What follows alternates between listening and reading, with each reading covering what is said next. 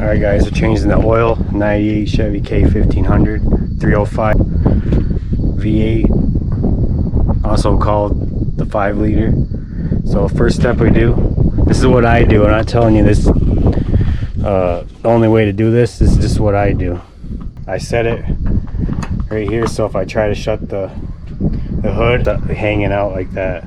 That way we know there's no oil in this thing and the oil system is being serviced. Okay, now let's go underneath and drain the oil. I love you. We'll be back in a little bit. Okay, love you. One walk.